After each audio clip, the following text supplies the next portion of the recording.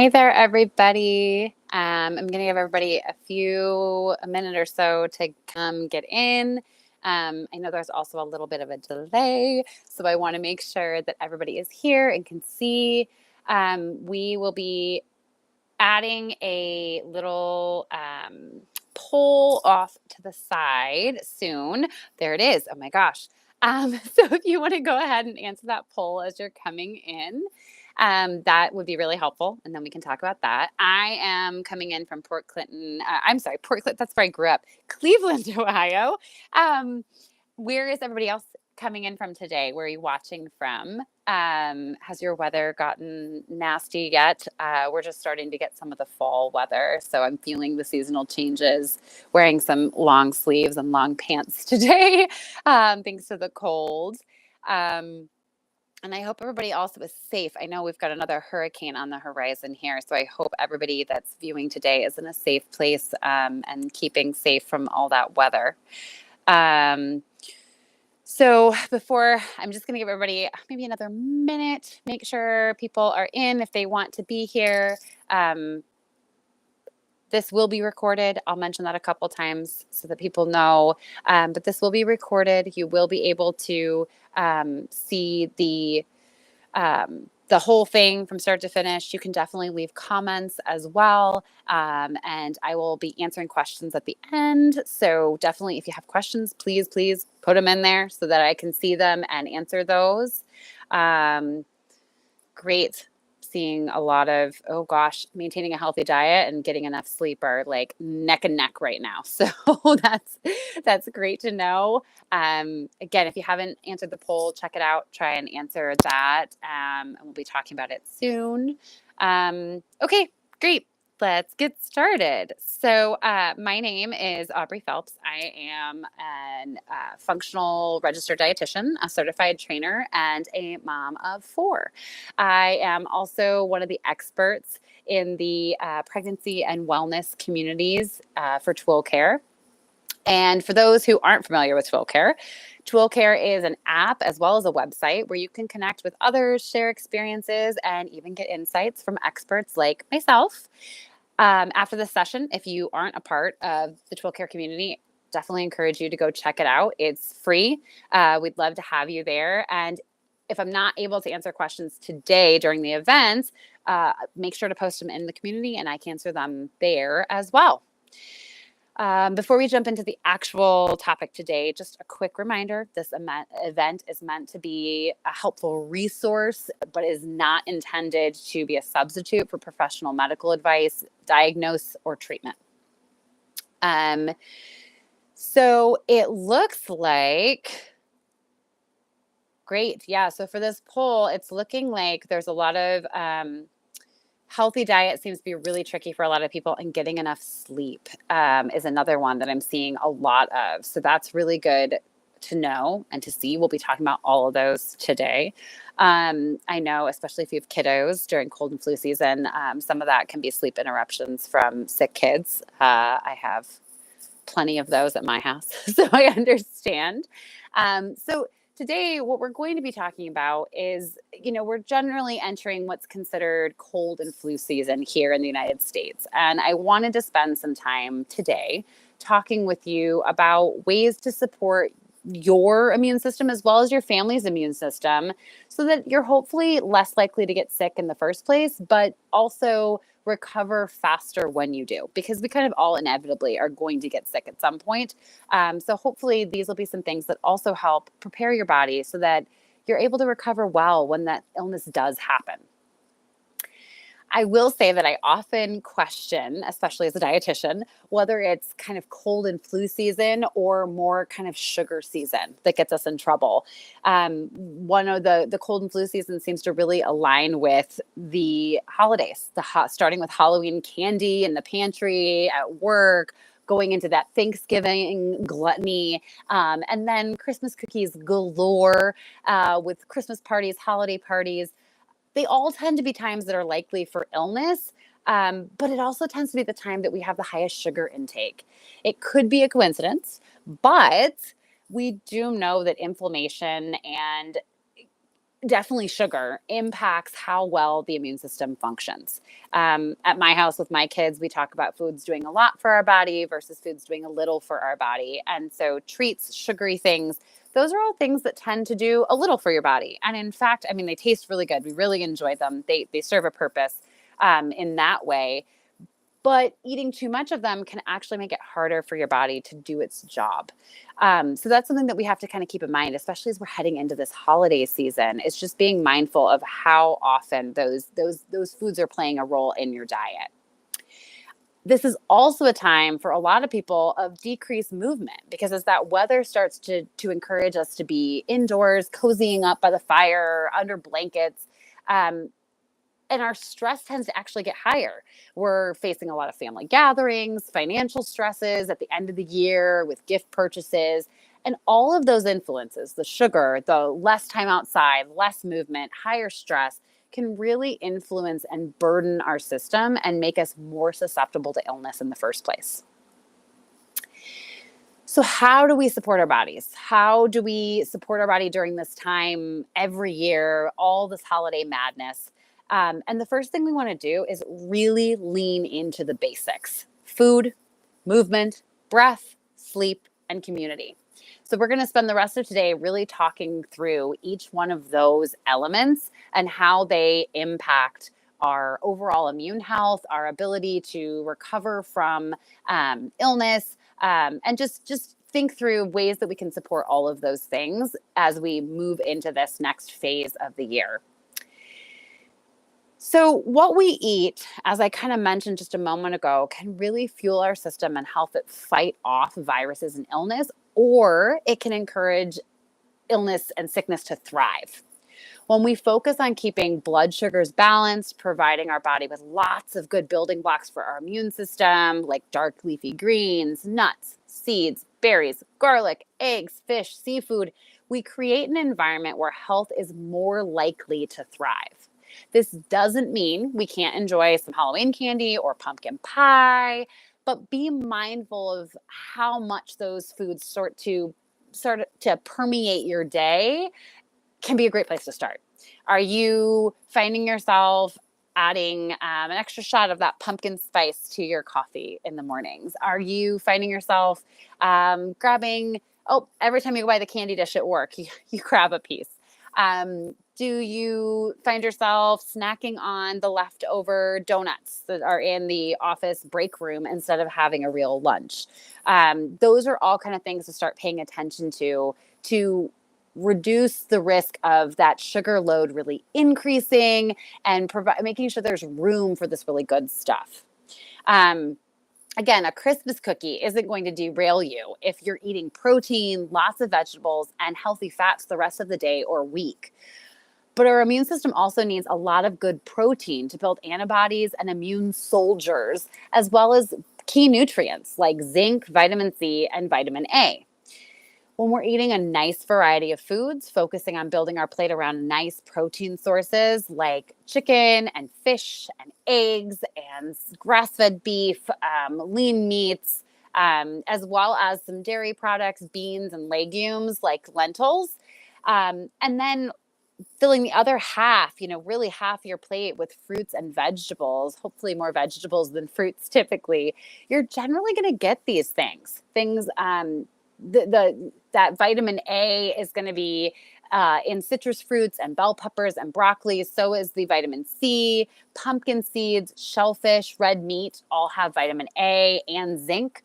And again, all of those are things that are really important for your overall immune health and immune supporting how your body functions overall.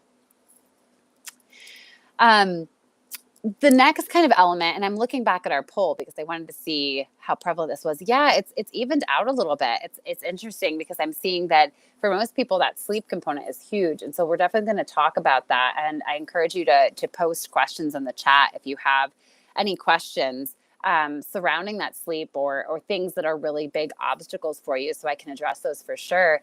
But the staying active and the healthy diet are really kind of neck and neck now, which I find really interesting because I think often that nutrition piece is one that a lot of people have trouble with. And it sounds like for many of you, that is not the most pressing issue. which is great. I'm happy to hear that, but it was just a surprise. With the activity side of things, moving into that, movement is a really important tool. It keeps the immune system in fighting shape. It again helps improve that blood sugar balance, which I mentioned before. That helps reduce inflammation and really keeps the body running optimally. And it also supports your mental health. With this change in seasons, though, it can be harder, trickier to figure out how to maintain that good activity.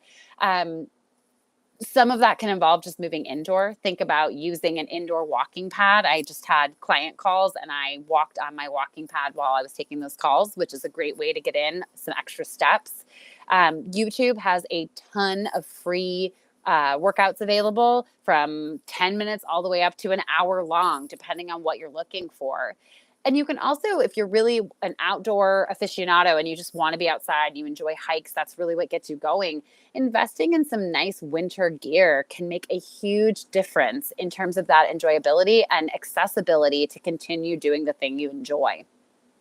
Generally speaking, we want to aim to get at least 30 minutes of purposeful movement daily. And so by purposeful movement, I mean not just those activities of daily living, of kind of walking around your kitchen, putting dishes away, those sorts of things, laundry, those are all great, but really thinking more about adding to your steps. So whether that's a walk at your lunch break, or whether you're incorporating a purposeful movement, purposeful workout at some point during the day.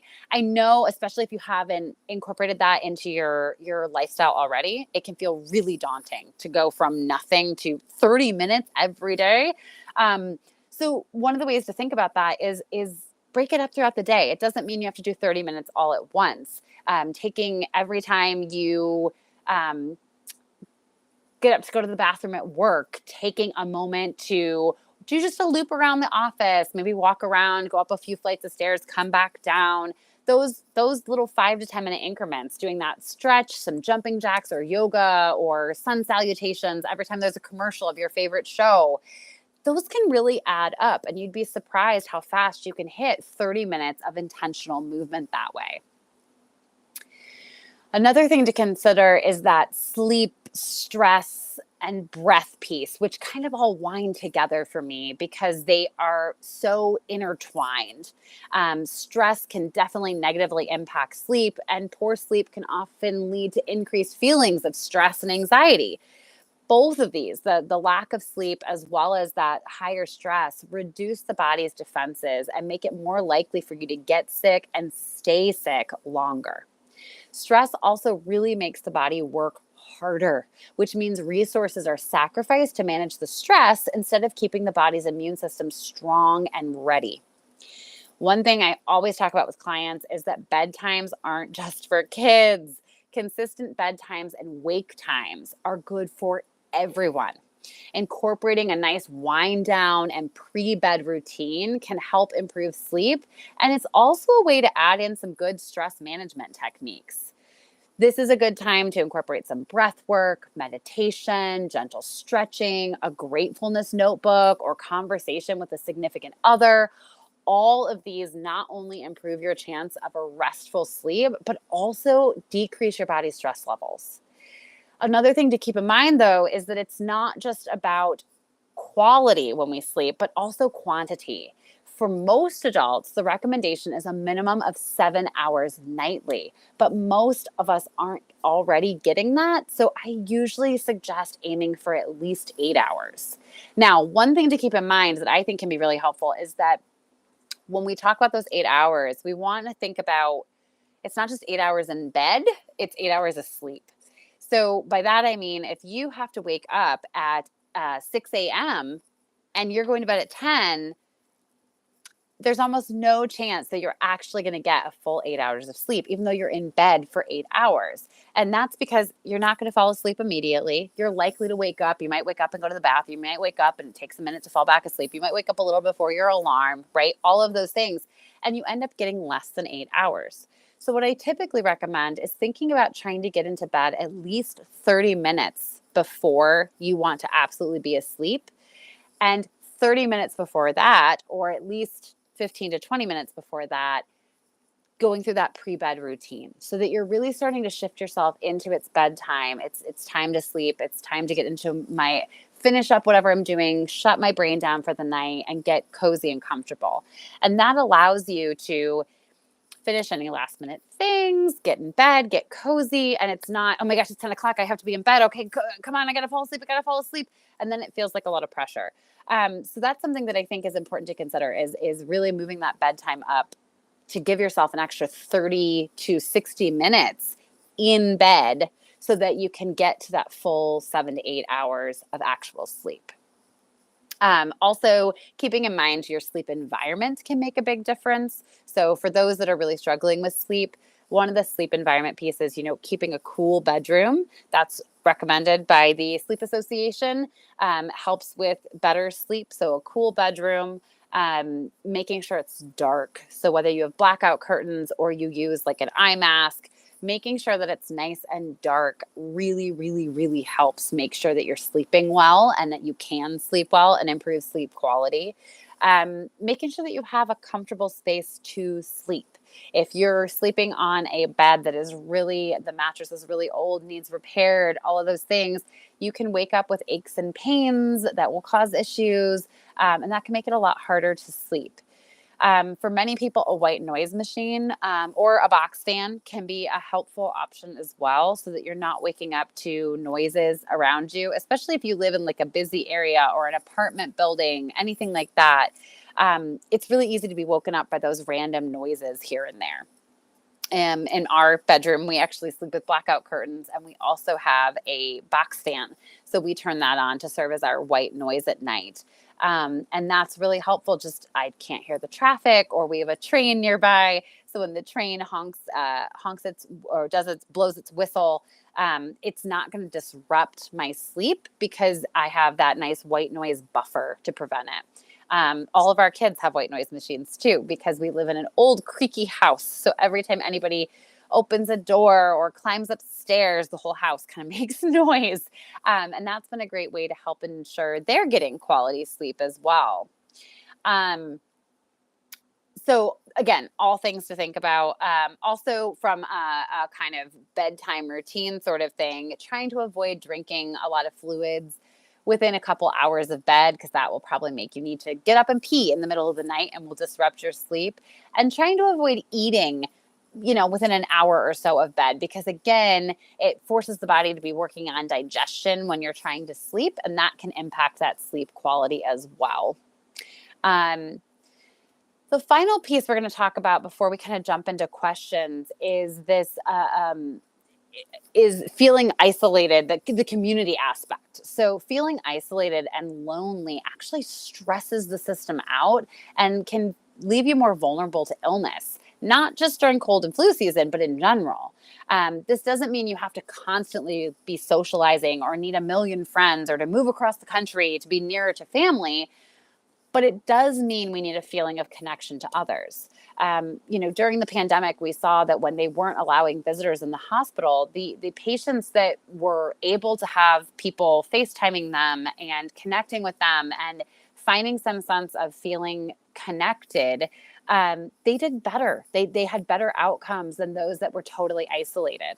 And so we see this time and again that this is one of those, in that hierarchy of needs, love, connectedness, community is a really important one. And the body actually suffers without that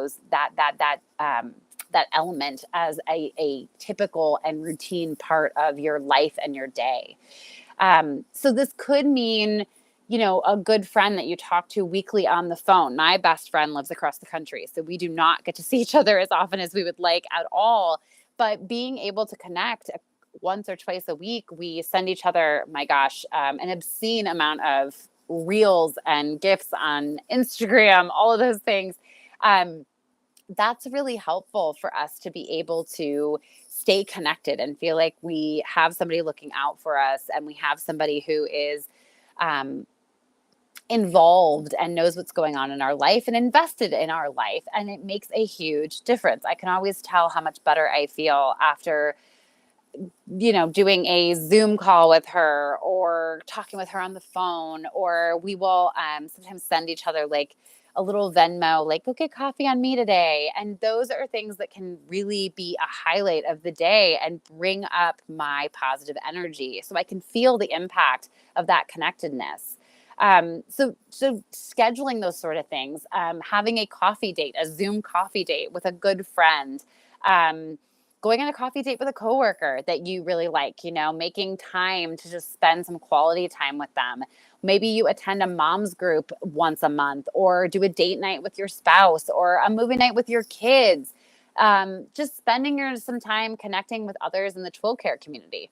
Those are all great ways to just feel more connected and less isolated, and in turn really improves that immune health and your body's ability to be resilient in the face of illness or stress. Taking time to slow down and connect with people who make you feel happy and supported is really essential for your health. And the flip side of that is if you're spending time with people who don't make you feel that way, it might be time to find a new group, because that can be just as harmful. Even if you're surrounded by people, but you feel disconnected from them or don't feel supported from them, that again is going to negatively impact how your body is responding, how it is able to respond, and just its ability to not only fight off illness in the first place, but to then heal afterwards.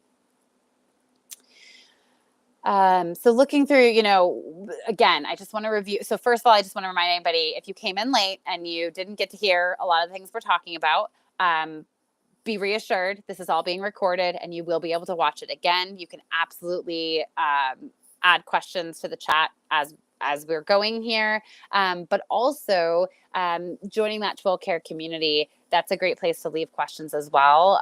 There's myself as well as multiple other experts from varying fields who can answer questions you might have about supporting your overall health and well-being.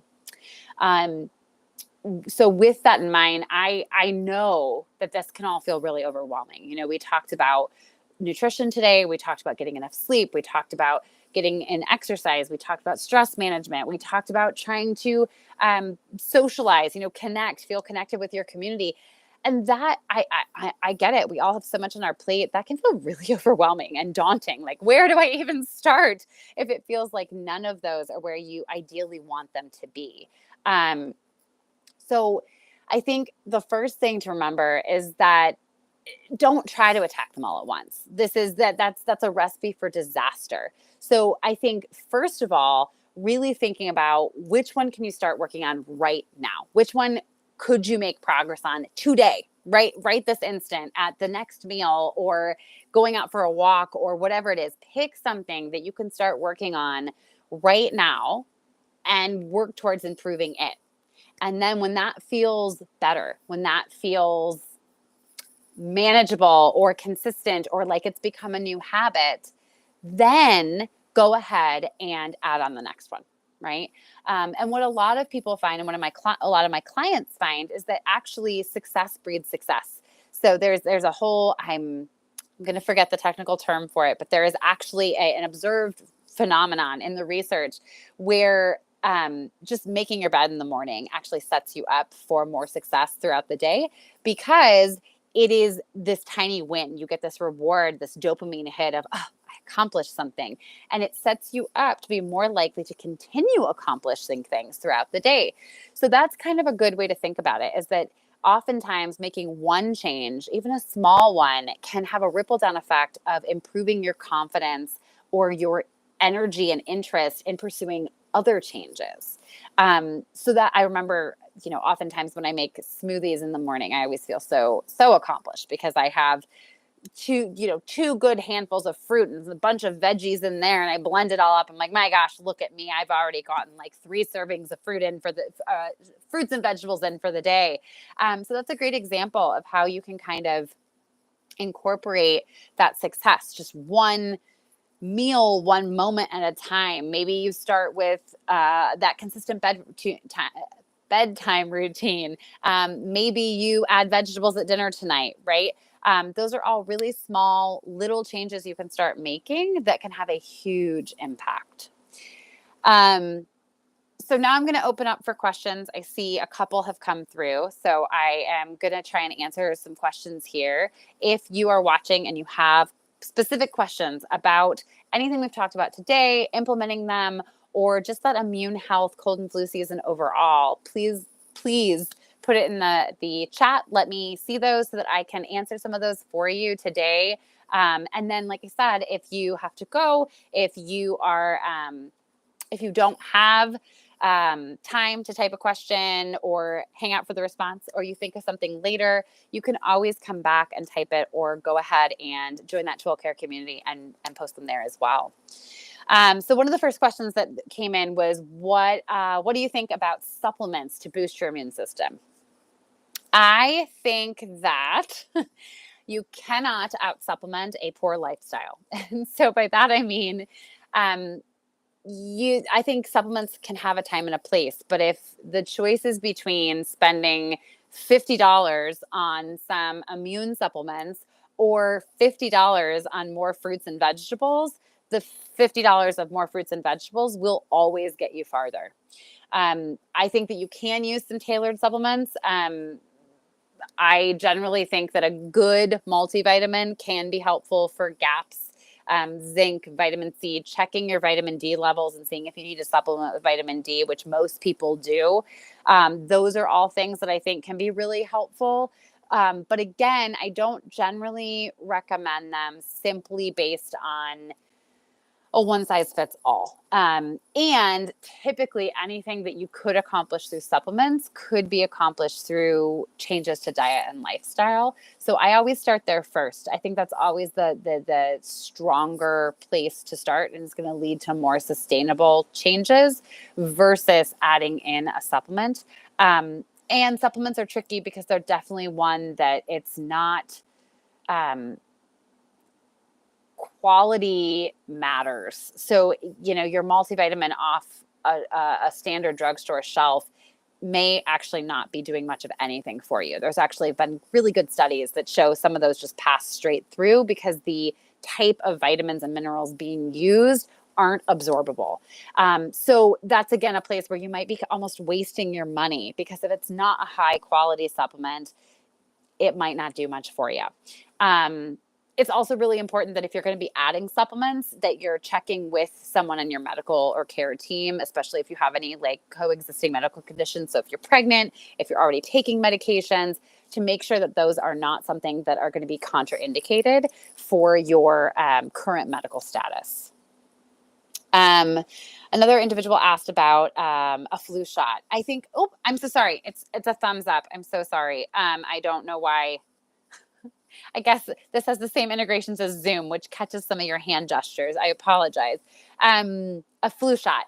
I think that's one that you want to discuss with your healthcare provider. And so if they feel that, especially depending on what other conditions you have going on or what other concerns there are, if your risk of an issue with the flu or potential complications with the flu outweighs any of the risks of the vaccine itself, that probably makes a lot of sense. So just do that risk benefit analysis and check in with your provider, because they know you best. So they're going to be able to give you the best guidance on whether that's something that would be beneficial for you or for your family. Just looking to see if any other questions have come in. I'm not seeing any right this moment. If anybody does have another question, again, we've got another minute or two here. I'm looking back at the poll. I wanted to see the final results here, and it looks like sleep definitely won out. And that it surprises me in some ways, because I know diet is really hard, but it doesn't in other ways, because I know I myself have trouble with getting good quality and quantity sleep. So I can totally understand that feels really overwhelming and exhausting to a lot of people. And it can be hard to do anything else if you're just so tired that it's hard to think about that. So that's one that I think, again, as we talked about today, setting up your sleep environment, making sure you have a good bedtime routine, avoiding screens before bed as much as you can, or wearing some blue light filter glasses. Some phones and computers, you can even download an app that at a certain time it will change the lighting and it has a blue light filter on it. those can all be helpful too, because that blue light exposure actually messes with your melatonin cortisol levels and can keep you stimulated so that you're not going to sleep as well or have trouble falling asleep or staying asleep.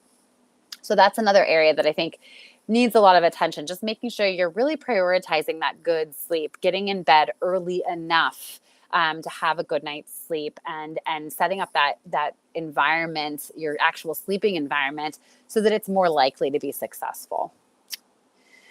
Okay, so thank you for all of those who joined us today. I saw varying levels coming in, but we definitely had over a dozen at some point. There was a good amount coming in and out throughout this call. And again, for those who are just coming in, this recording will be available. You absolutely can still watch it back later and get all of the information. You can leave comments here, questions here, and if you haven't, definitely go check out that Twill Care community for more wellness guidance, community, and experts like myself to answer questions that you have and try to get you off on the right track and get through this cold and flu season a little more easily. Thanks, guys. It was nice to see everybody.